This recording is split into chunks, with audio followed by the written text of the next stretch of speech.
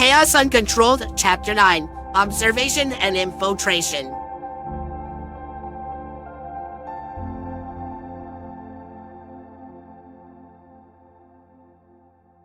Eggman hit the console of his Eggmobile in annoyance.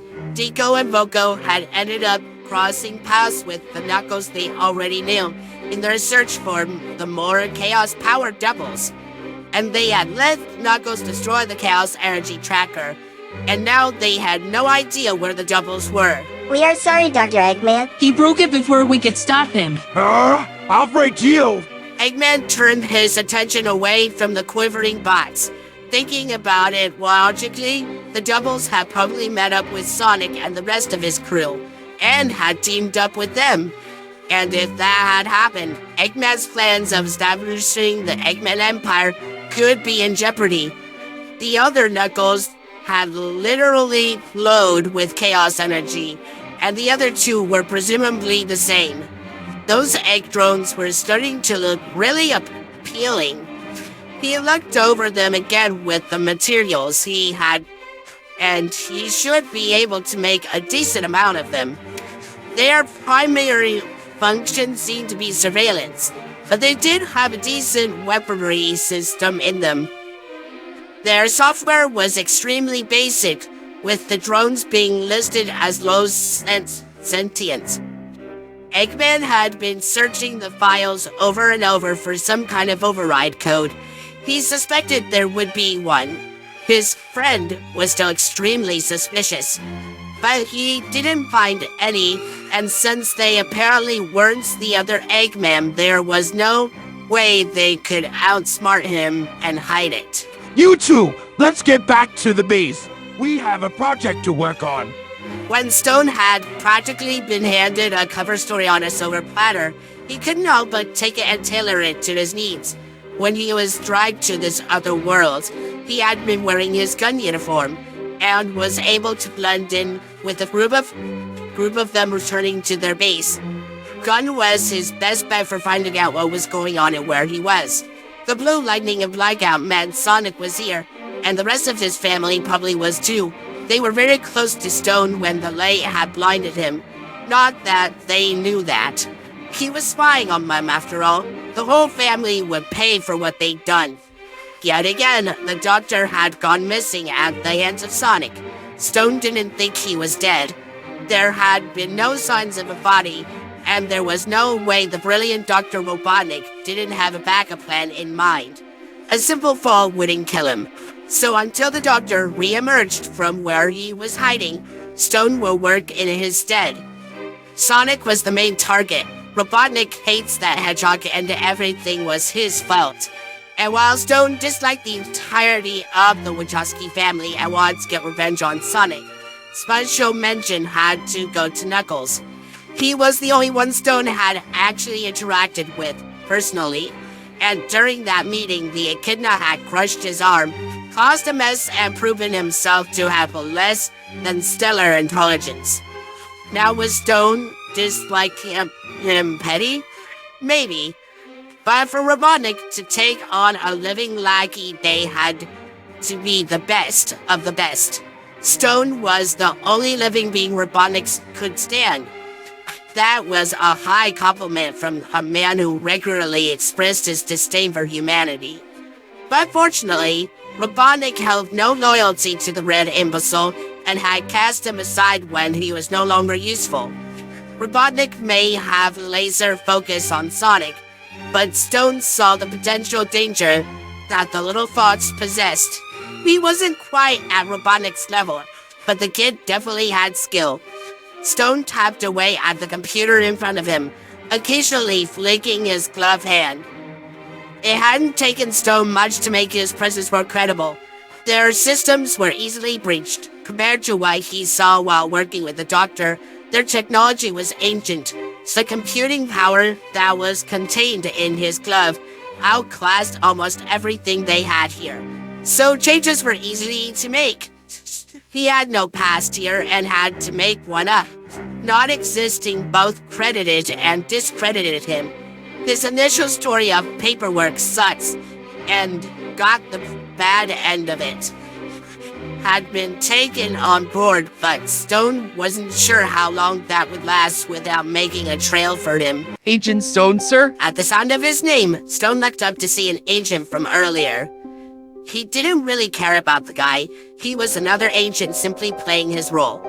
There was someone new with him. She looked like just another face in the crowd. Hello. This is Agent Topaz. She and her partner, Agent Rouge, will be making sure you know the ropes of your job. If you've been lost in the cracks for as long as you say, we need to make sure you're up to date. Nice to meet you, Agent Topaz. Stone couldn't see anything about her that was useful yet. She seemed like the average soldier you would see at a gun. It's nice to meet you too, sir. Sorry Rouge couldn't be here. She had some personal business to deal with. She was acting a bit twitchy. She was definitely hiding something. That's fine. I just hope everything's alright. Yes, don't worry about it. Stone heard a barely audible beep from his communicator. Looks like the other Robotnik had responded. Hey, I get off in half an hour. Why don't you meet me down in the break room and I'll make you some coffee? Couldn't we just go out and buy some? Oh, trust me, you're gonna want to try one of his lattes. They're amazing. Ah, yes. The way to almost everyone's heart. A good coffee. Probably best to hold back on the steamed Austrian goat's milk for now. Alright then, if you say so. Great, I'll see you in 30 minutes. Stone waved as they left the room and activated the earpiece he had hacked to connection with the Eggmobile. Afternoon, Doctor. I've decided to make some prototypes of these drones of yours. That's wonderful news. There's still something that's been bothering me. What do you plan to do once I have them built? A reasonable question. Stone's currently had two goals. Destroy Sonic and the rest of the Wachowski family, and bring the chaotic ruffle of humanity to order as by Robotnik's wishes. Same as you. Destroy the hedgehog. Both of them. Well, I have to say these are very well designed. Are they yours? I had a hand in making them. You are frustratingly big. Do you know that? Yes, I know. I'll go make a couple of prototypes. Then you better start talking. Very well, if that's what you want. Charmy heard this hiss of machinery, and the door opened. A grumbling Eggman could be heard getting closer. Hey, Espio! Eggman's coming! Espio grabbed Bokun, covered his mouth, and ducked behind a box, the little robot protesting the whole time. Charmy placed his ear to the wall and attempted to listen in. It sounded like Eggman was yelling at Deco and Boko to get to work. Though the clanky noise, it was hard to tell exactly what was being said. Charmy could, however, tell it was something about defeating Sonic with his new robots. Pretty standard stuff. But it did show that Sonic was here too, and possibly needed in a warning. Egghead's making some brand new bots, and he's going to attack Sonic with them. Nothing unusual there. Espio shrugged and looked down at Bokun, who had given up on struggling, and had instead begun to pout. What should we do with him? We don't want him telling Eggman that we were here. Let's take him with us. Bokun's eyes widened and the little bot started to struggle again. Espio kept his grip strong, and the messenger bot struggle was fruitless. Espio nodded and readjusted his hold. We'll have to find Vector as well. He probably knows things that we don't. We'll need to discuss this with him. Espio took the lead in snaking out of the base, being sure to discreetly disable as much of Eggman's tech along the way. Vector looked over the train station with a keen eye. It was filled with people pushing and arguing about the mass of delays that had been caused by the power outage. Before we get involved in that mess, we got to make sure we go the right way. Vector saw that a piece of paper with scheduling information had been haphazardly slapped over the regular schedule board. Everyone look, it's cream and cheese. Vanilla was on the verge of happy relief-filled tears. Stars homes, eh? Looks like our pal Sonic really knows how to pick 'em. Tom grabbed the magazine and flipped to the indicated page. Christopher Thorndike, son of CEO of Thorndike Industries Nelson Thorndike, and famous actress Lindsay Thorndike, opened his home to the otherworldly visitors and given Sonic and his friends a place to stay. Chris continues to aid our heroes in the never-ending fight against the villainous Dr. Eggman. We know where Cream is now, and if she's with Sonic, Indian Tails, that means she's safe. We should probably head there anyway.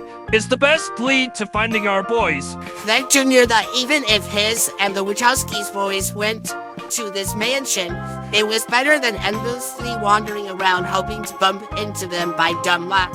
Tom's eyes scanned the page a few more times. Find the tour on page 428.